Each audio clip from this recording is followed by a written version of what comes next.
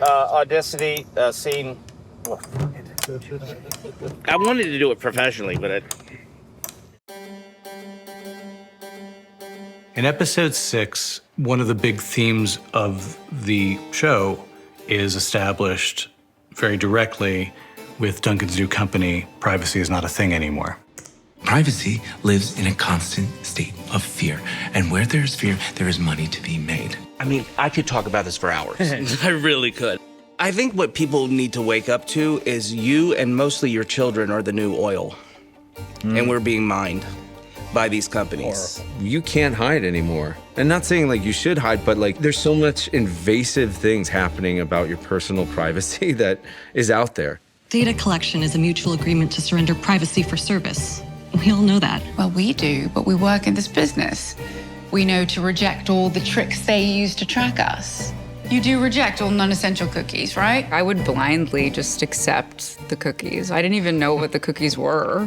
Whenever someone offers cookies, you say yes. Strangers, computers. But now I'm just like, no, I do not want them. It's very hard to exist now without participating in that to some degree. And unfortunately, there's a very predatory group of people who come from this little small town who are driving technology and ultimately driving where we go as a civilization. And so privacy is not a thing anymore. It's just an acknowledgement of that. For Duncan, it's like, hey, let's just come out and say it. This is what we're doing. This is what the whole industry is doing. Let's take advantage of it. You know, once word got out that she was trying to whitewash how we do business here, I scooped up three Hypergnosis clients for my new company. He comes in with a pretty convincing argument, and it doesn't work because, as we see at the beginning of 106, we learn that Bardolph has a real affinity for veterans. In an extraordinary sequence that shows this billionaire's vanity, having never served himself, wanting to reenact battles from World War I, in this case, in the backyard of his mansion. You're done! And boom, you are dead! Oh, nice touch! So when Duncan insults veterans in general, and Tom specifically, it sets Bardolph off. Get the fuck out! You can talk! If Duncan had not insulted Tom, I believe that Bardolph and Stan were prepared to bring Duncan back to run the company. And that blows it all up.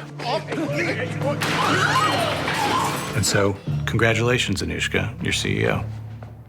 We only need 20% down, Gary. 400,000 is nowhere near 20%. You're missing like $1 million and change. Well, I have a plan to access. $1 million, pray tell. For Joanne, it's all about doing whatever it takes to keep the house. Joanne feels that need to control her fate so desperately that she is willing to break all kinds of laws to keep her house. Oh, do you smell that?